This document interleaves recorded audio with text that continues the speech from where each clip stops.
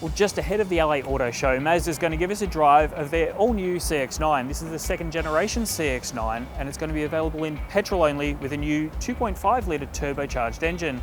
It's going to be available in front and all-wheel drive. We're not quite sure what we're getting in Australia just yet, and we do have to emphasise that this is a prototype car, but let's go and hit the road and see what it feels like.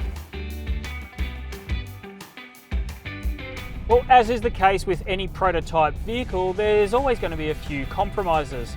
After all, these things are hand-built and cost a heck of a lot of money. But as far as prototypes go, this one actually feels really quite tight. It feels almost like a production car, in fact. And the good side of that is that we get a really good indication of how the car feels. The body control is really quite excellent in this car. It feels like a much smaller vehicle than it actually is through the corners, and the steering's really direct and well assisted, so that certainly helps.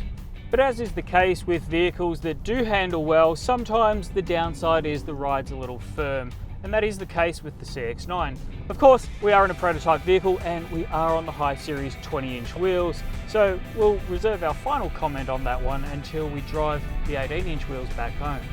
The new CX-9 is the 7th and final Mazda passenger car to receive Mazda's SKYACTIV body and driveline technologies, and the last to receive MZD Connect, Mazda's iDrive style infotainment array. It's expected all of these features, as well as revised driver assistance and safety technologies, will be offered in Australian models when the all-new CX-9 goes on sale from mid-2016. Well, up on these canyon roads just out of LA, the 2.5 litre turbo engine proves that it's certainly no slouch. In fact, it's actually got a bit of zing to it. The transmission copes really well with undulating roads and being on and off the throttle through corners.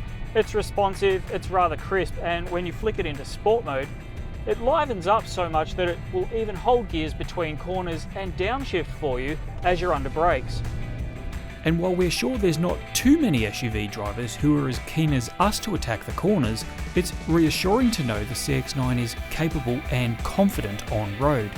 It's also reassuring to know there's a little more space inside, without the body growing at all outside. In fact, it's actually a little smaller than the outgoing model. Mazda has yet to reveal specifications or pricing for its new CX-9, but says we shouldn't expect too much difference from the outgoing model. Considering the additional engine technology and added equipment on offer, we reckon that should make the new model a competitive rival to the likes of Toyota's Kluger and Hyundai's Santa Fe.